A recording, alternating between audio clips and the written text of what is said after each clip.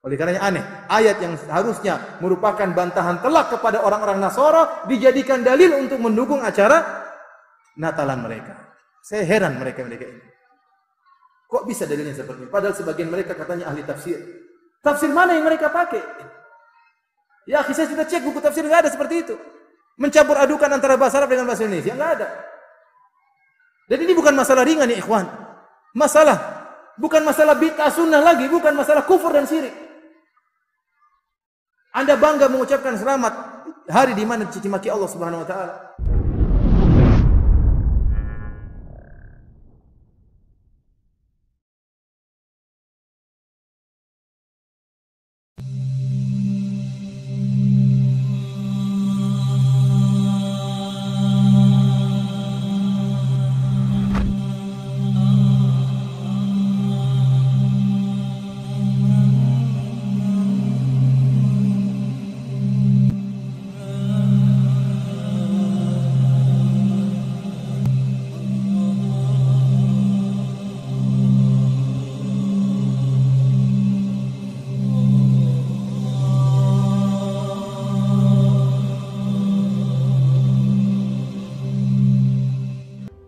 Ucapkan greeting selamat Natal boleh saja, karena akidah Anda, bahkan kalau saya mau berkata selamat Natal, itu di Quran ada selamat Natal.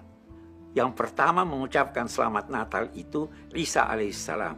Di Quran dikatakan waktu dia lahir, wassalamun alayya yauma wulidtu wa yauma amutu wa yauma ub'atsu hayya. Salam sejahtera bagiku pada hari kelahiranku. Itu selamat Natal. Pengajian kita ini ya bukan berarti kita tidak toleransi, jangan salah paham. Kita toleransi. Namun toleransi ada batasannya, dan ini sudah difatwakan oleh MUI, Majelis Ulama Indonesia, sejak dulu. Mengucapkan selamat Natal hukumnya haram, dan kita sedang mendukung fatwa tersebut karena toleransi ada batasannya. Jangan sampai kebablasan ikut-ikutan, di antaranya ikut-ikutan mengucapkan selamat Natal dan yang lainnya, karena konsekuensinya adalah kekufuran. Ya. Konsekuensinya adalah kekufuran. Baik, sebelum saya pindah kepada poin berikutnya, ada syubhat yang disampaikan oleh mereka, dan syubhat ini selalu diulang-ulang. Di antaranya disampaikan oleh Bapak Quraisy Shihab. Di antaranya juga oleh sebagian kiai. Mereka tidak memandang mengucapkan selamat Natal hukumnya haram. Kata mereka tidak. Bahkan disyariatkan menurut mereka. Disyariatkan kita untuk mengucapkan selamat Natal. Dan fatwa-fatwa ini juga muncul di Mesir. Ya, seperti Dr. Ali Jum'at, ya dulu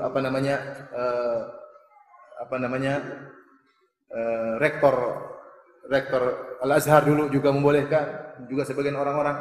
Ya, padahal ini menyelisih ijma. Kita katakan fatwa-fatwa Anda ini, dalil-dalil Anda ini seluruhnya menyelisih ijma ulama. Para ulama telah ijma 4 mazhab, bahwasanya mazhab Syafi'i, mazhab Maliki, kita sudah nukil tadi.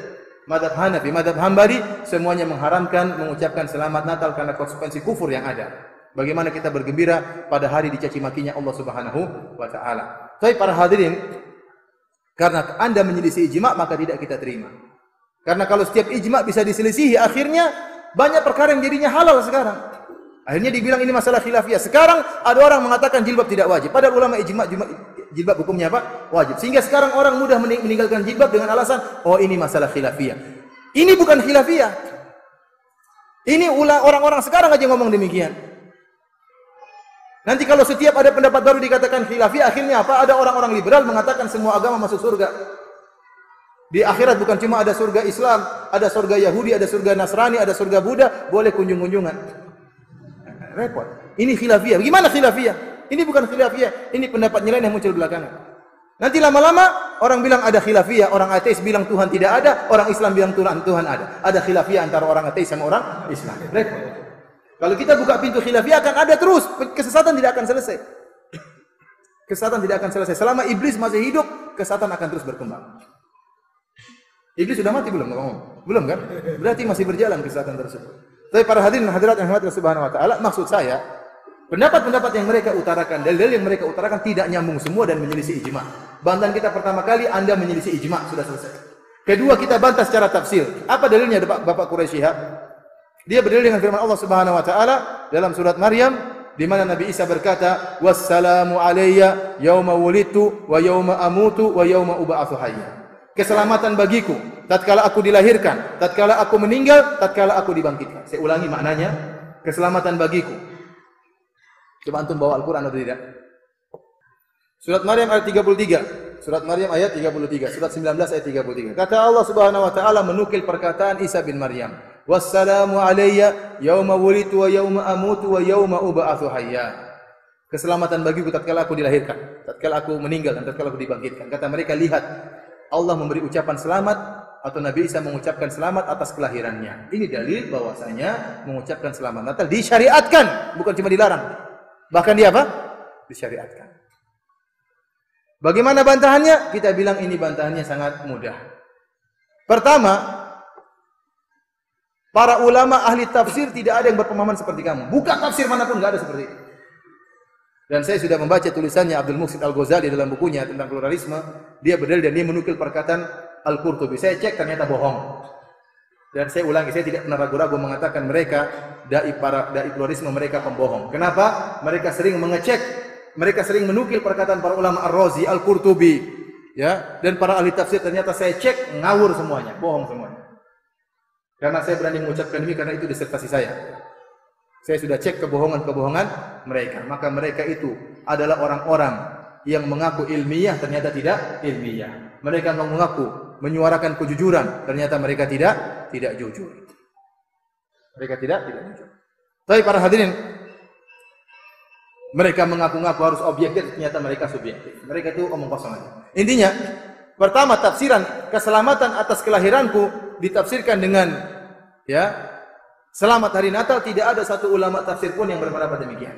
Yang kedua, ini terjadi karena kerancuan, pencampur adukan antara bahasa Indonesia dengan bahasa Arab. Bahasa Arab, assalamu alayya, artinya bukan selamat Natal atau tapi doa supaya saya selamat. Sama seperti saya ketemu antum, saya mengatakan assalamualaikum. Apa artinya? Semoga engkau apa? Selamat. Itu maksudnya demikian. Beda dengan selamat bahasa Indonesia. Selamat Indonesia itu apa? Ucapkan selamat. Paham? Orang naik pangkat, oh selamat. Bukan assalamualaikum naik pangkat, kan enggak nyambung. Assalamualaikum itu kalimat tahiyah. Beda kalau salamat dalam bahasa Indonesia itu kalimat tahniah, beda. Ini mencampur adukan antara bahasa, saya heran mereka ini katanya jago bahasa Arab. Tapi mereka mencampur adukan antara bahasa Arab dengan bahasa apa? Indonesia. Salamat dalam bahasa Indonesia artinya ucapan selamat. Dalam bahasa Arab artinya doa. Makanya kalau di Arab sana, kalau antum tinggal di Arab, mudah-mudahan antum bisa ke Arab untuk umroh ya, atau haji. Ya. Amin ya rabbal alamin. Amin. Kalau ada orang sakit, misalnya anak saya sakit, pasti ada yang datang ketemu. Oh Firanda, selamat, selamat. Bukan selamat anakmu sakit, tapi semoga anakmu selamat. Maksudnya demikian.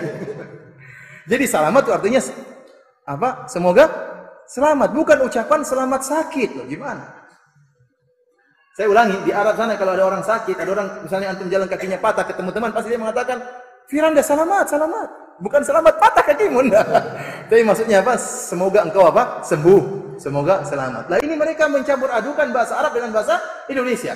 Assalamualaikum doa diartikan ucapan selamat dalam bahasa Indonesia. Ini orang yang tidak paham. Oh iya benar ya. Allah mengucapkan selamat lahirnya Nabi Isa. Padahal ini lain. Maksudnya assalamu alayya yauma wulidtu wa yauma amutu wa yauma ub'atsu hayya, artinya keselamatan bagiku.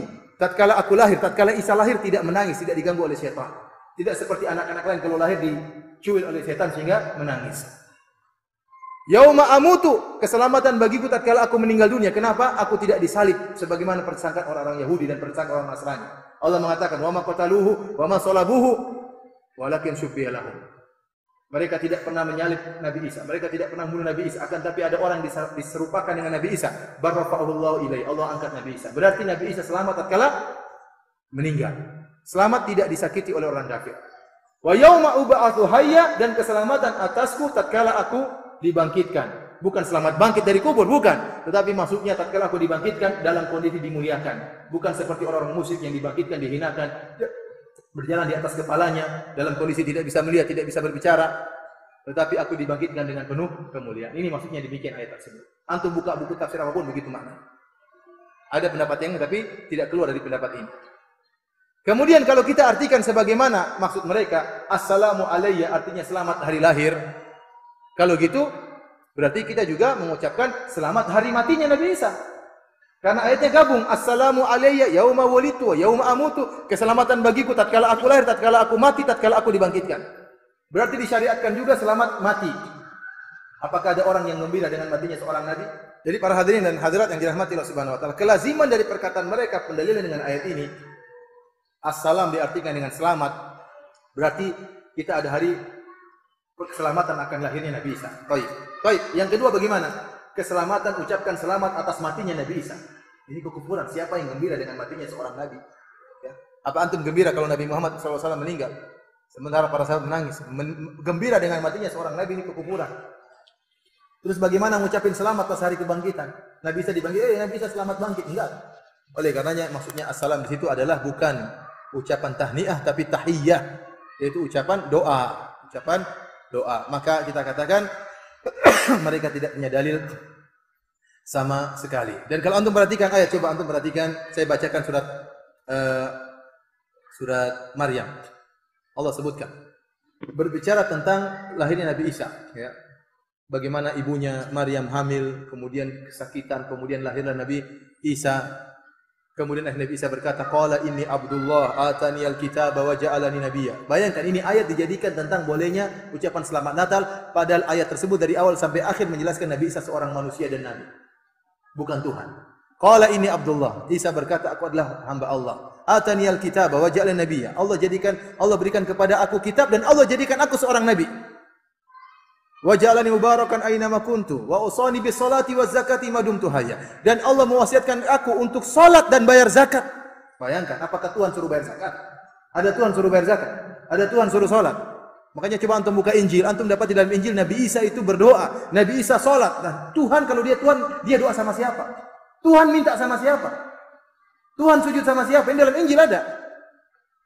Di sini dalam ayat ini Allah sebutkan, wa awsani bis salati waz zakati ma dumtu hayya. Allah mewasiatkan aku untuk salat dan bayar zakat sementara aku masih hidup. Wa barram bi walidati, dan Allah menyuruhku untuk berbakti kepada ibundaku. Tuhan punya ibu. Kemudian dia mengatakan wassalamu alayya, keselamatan bagiku tatkala aku lahir, tatkala aku meninggal dan tatkala aku dibangkitkan. Oleh karenanya aneh, ayat yang harusnya merupakan bantahan telak kepada orang-orang Nasara dijadikan dalil untuk mendukung acara Natalan mereka. Saya heran mereka ini. Kok bisa dalilnya seperti ini? Padahal sebagian mereka katanya ahli tafsir. Tafsir mana yang mereka pakai? Ya, saya sudah cek buku tafsir, enggak ada seperti itu. Mencampur adukan antara bahasa Arab dengan bahasa Indonesia, enggak ada. Dan ini bukan masalah ringan ya ikhwan. Bukan masalah bid'ah sunnah lagi, bukan masalah kufur dan syirik. Anda bangga mengucapkan selamat hari di mana dicaci maki Allah Subhanahu wa taala. Hari lahirnya Tuhan, bahaya. Kalau kita ikuti konsekuensinya bahaya. Namun saya katakan kebanyakan orang tidak mengerti. Yang tidak memahami bahwasanya konsekuensinya adalah kekufuran.